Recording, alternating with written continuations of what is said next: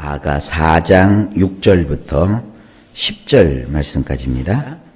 6절 말씀을 보시면요. 날이 저물고 그림자가 사라지기 전에 내가 모략산과 유향의 작은 산으로 가리라. 남자가 사랑하는 여자에게 하는 얘기입니다. 우리 성경으로 보면 굉장히 뭔가 이렇게 급하게 진행되고 있죠. 날이 저물고 그림자가 사라지기 전에, 어두캄캄한 밤이 되기 전에 내가 모략산과 유향의 작은 산으로 가리라. 네, 원문을 보면 이렇습니다. 낮이 서늘하여지고 그림자들이 달아나기 전까지 나는 모략산과 유향의 언덕까지 갈 거예요. 이 말씀 자체도 그렇게 풀기가 쉽지가 않습니다. 그런데 이 원문을 가만히 들여다보면 우리 성경은 날이 저물다 이렇게 표현을 해놨는데 이게 이제 시적인 표현입니다. 낮이 되면 태양이 떠오르잖아요. 그러면 어떻게 됩니까? 아주 뜨겁죠. 자결나는 태양불의 그 열기 밑에 아주 뜨거워요. 그런데 그 낮에 해가 떠 있어서 아주 뜨거운 그 대지를 연상할 수 있는데 저녁이 되면 그 대지가 식는다고요. 서늘하게 식어요. 이걸 이제 표현을 하고 있는 거죠. 그냥 우리 성경은 밋밋하게 날이 저물고 이렇게 했는데 원문을 보면 낮에 태양이 발산하는 그 열기가 이제 서늘하게 식기 전에, 그리고 그림자들이 하루 종일 드리워져 있었잖아요. 그림자들이 달아나기 전까지. 깜깜한 밤이 되면 그림자가 싹 사라져 버리잖아요. 그거를 참 재밌게 표현했어요. 그림자가 막 투닥 하고 달려서 사라지기 전까지 나는 모략산과 유향의 언덕까지 갈 거예요. 이 모략산이라고 하는 것이 어딘지 우리가 아는 바는 없습니다. 또 유향이 나는 언덕, 거기도 어딘지는 모르겠습니다. 그런데 이 모략이라 이 유향은 굉장히 값진 향수 재료입니다. 그러니까 이제 요즘식으로 얘기하면 그 여성들이 쓰시는 아주 최고급 향수를 생각하시면 돼요. 모략이라는 향수와 유향이라는 아주 값비싼 향기름을 생각하시면 됩니다. 그것이 나는 아주 크고 높은 산, 그리고 그것을 생산하는 비교적 그 산보다는 좀 작은 언덕, 거기까지 내가 갈 겁니다. 이런 표현입니다. 이건 이제 시적으로 이렇게 이해하시는 분도 있어요. 이 모략산과 유향의 언덕은 여성을 상징하는 것이다. 그래서 향품을 발라서 아름다운 향이, 아주 그 향이 나는 그 여인, 그 여인을 상징한다 이렇게 표현하기도 해요. 자, 여러분, 예수님께서 우리를 보실 때 우리의 삶 가운데 향기를 맡으시는 거예요. 우리가 예수님께 보이기 위해서 어떤 향을 발산해야 될까? 짙은 그 향수를 뿌려서 향내를 내는 그런 향기 말고 신앙적으로 하나님 앞에 우리가 기도하면 기도에 향이 나요. 그리고 우리가 바르고 선한 행실을 갖게 되면 그것이 향이 돼요. 그래서 그걸 신약에서 뭐라고 표현하느냐? 그리스도의 향기라고 하는 겁니다.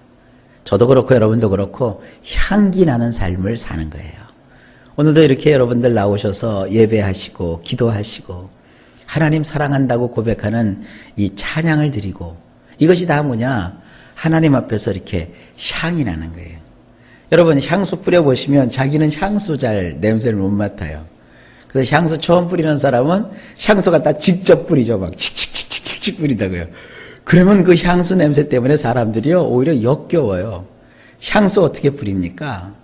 이렇게 향수 그 시료 냄새 맡을 때도 어떻게 됩니까? 이렇게 종이에다가 조금 칠해갖고 이게 털어가지고 살짝 맡잖아요. 향이라는 게 은은히 나야 돼요. 그 향 뿌리는 거 보니까 이렇게 칙 해가지고는 자기가 가서 이렇게 약간 맡고 말잖아요. 향수 전신에다 뿌리지 않죠? 몇몇 부분에다가 약간씩 발라요. 그러면 하루 종일 좋은 향수는 그 좋은 향이 계속 휘산이 되죠. 향이 휘산이 되면 그 사람 곁에 가면 그 은은하고 고급스러운 향이 퍼지는 거예요.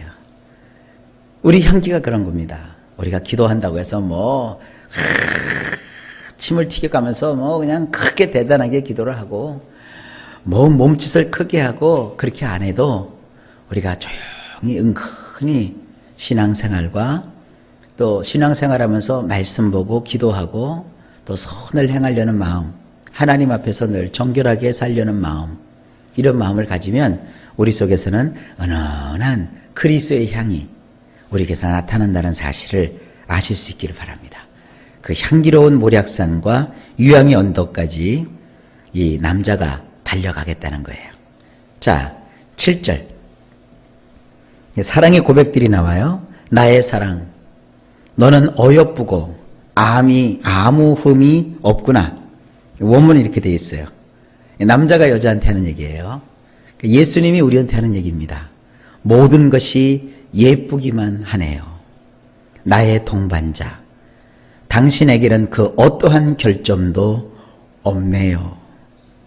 여러분, 왜 사람이 사랑에 빠지면 남들 다 보는 상대의 단점도 단점으로 안 보이고 장점으로 보이고 아름답게 보인다고 그러잖아요.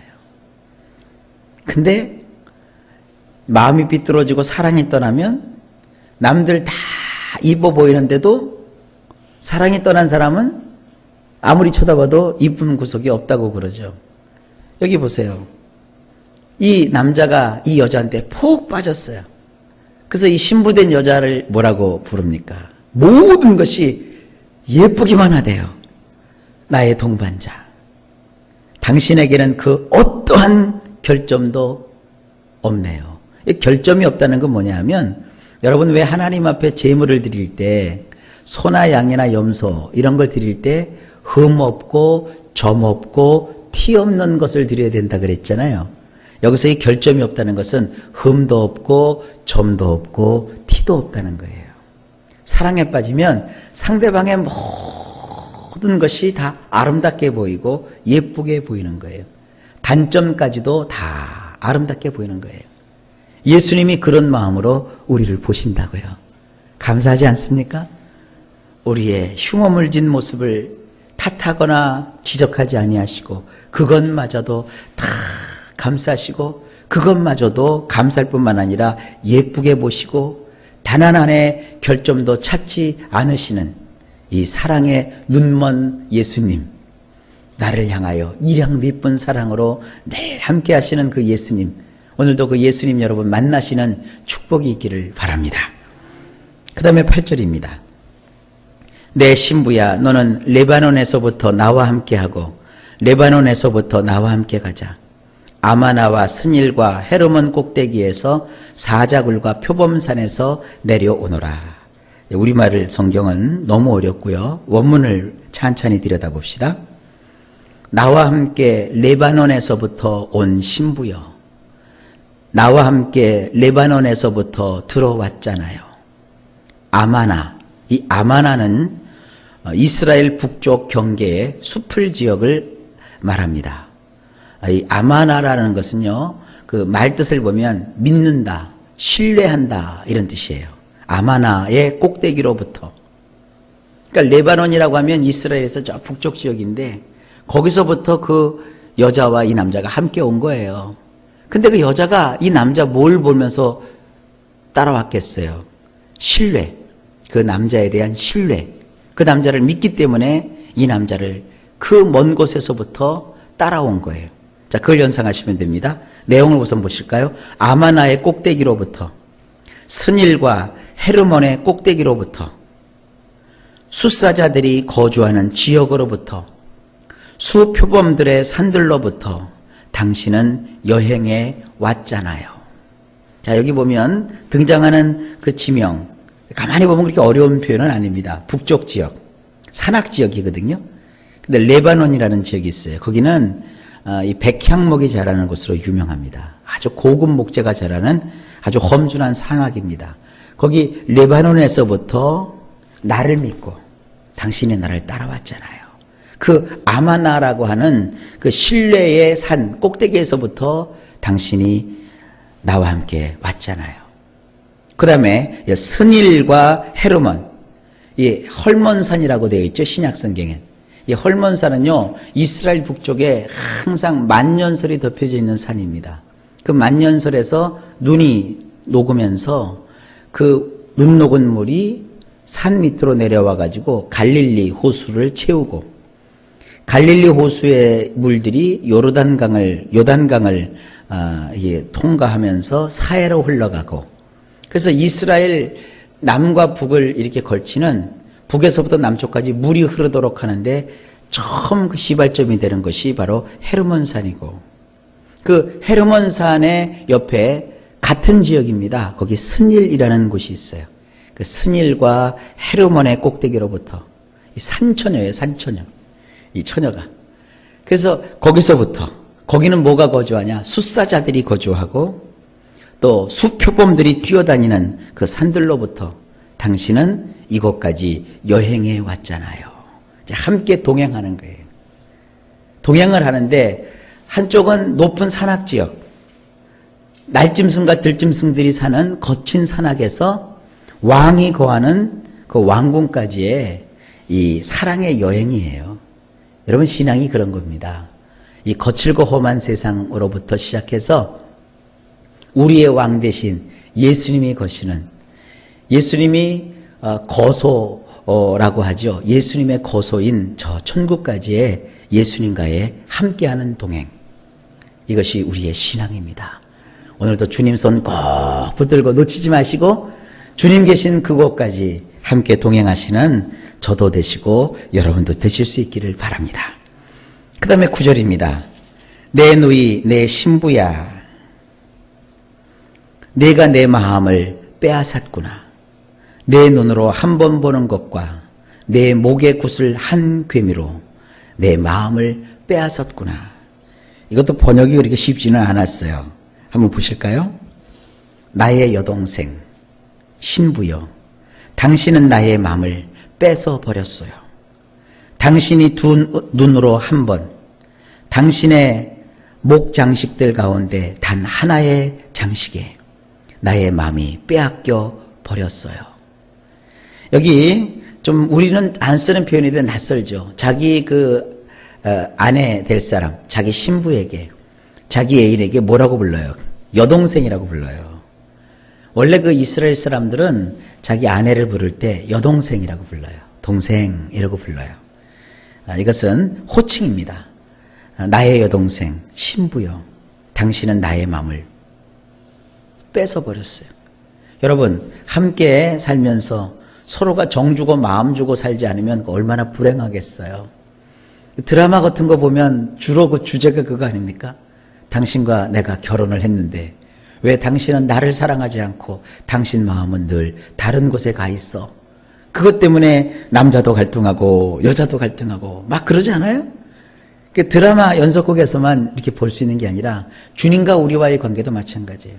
여러분, 주님을 믿으면 우리 마음이 주님께로 향해야 되고, 주님이 우리를 보실 때 그 마음이 홀타닥하고 빼앗겨 버리셨어야 되는데, 우리도 교회는 다니지만 마음이 주님에게서 멀고, 찬송을 불러도 감동이 없고, 말씀을 들어도 찡하지 않고, 봉사를 해도 기쁘지 않으니까 교회 다니면서 뭐밖에 안 생겨요? 짜증만 늘고. 이게 무슨 신앙입니까? 주님은 우리를 향해서 늘 사랑하세요. 그 사랑은 변함이 없고 그 사랑은 끊임이 없어요. 근데 문제는 뭐예요? 우리 자신이에요. 여러분, 우리 신앙은 주님을 사랑하는 것입니다.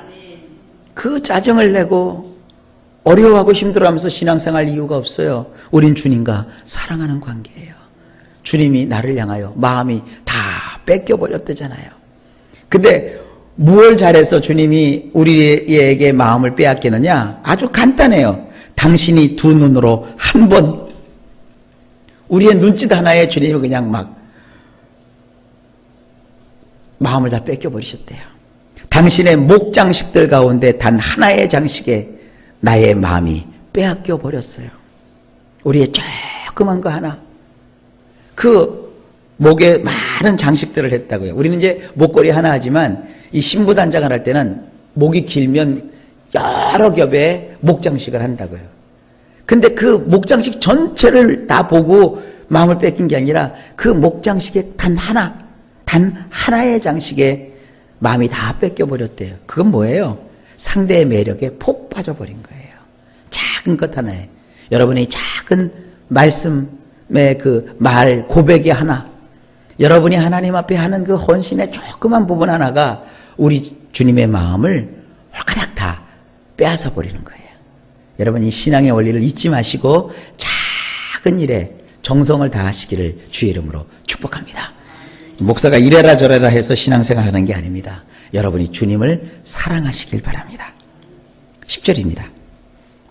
내 누이 내 신부야 내 사랑이 어찌 그리 아름다운지 내 사랑은 포도주보다 진하고 내 기름의 향기는 각양 향품보다 향기롭구나. 이것도 원문을 보면 이렇습니다. 당신의 사랑들이 어찌나 아름다운지요. 나의 여동생, 나의 신부요. 당신의 사랑들이 포도주보다도 어찌나 좋던지요. 모든 향료들보다 당신의 향수들이 더 향기롭답니다. 그러니까 이 남자만 여자를 사랑하는 게 아니었어요. 남자만 여자에게 마음이 홀가닥 뺏긴 게 아니었어요. 그 여자도 이 남자를 너무너무 사랑해요. 그 여자가 이 남자를 사랑하는 것을 이 남자가 물씬 느껴요. 그래서 고백을 하는 거예요. 당신의 그 사랑들, 복수용으로 되어 있어요. 한 가지만 사랑하는 게 아니라 그 여자가 뿜어내는 사랑이 많아요. 그 사랑들이 얼마나 아름다운지요. 여러분 사랑을 해도 아름답게 해야지요. 아름다운지요. 나의 여동생, 신부요.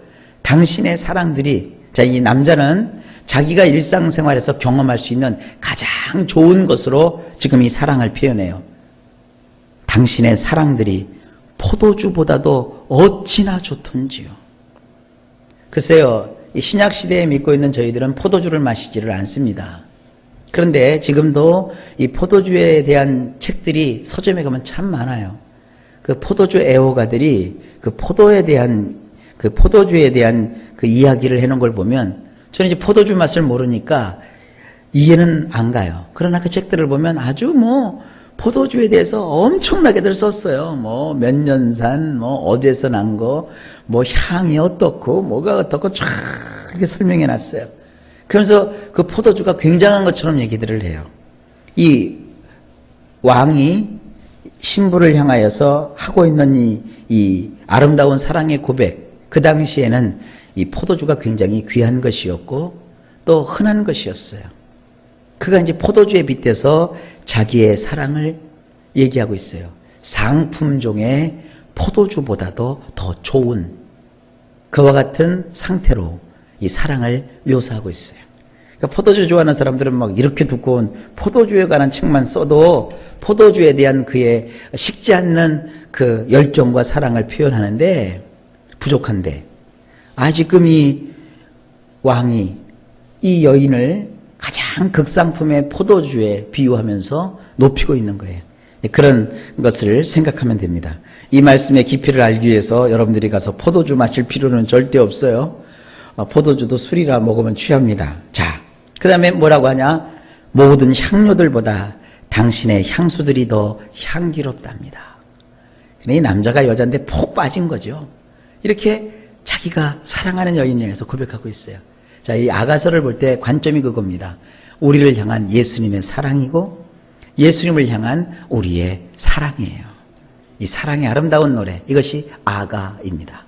여러분, 우리가 평생 주님을 믿어갈 때 주님과 사랑에 푹 빠지시는 거예요.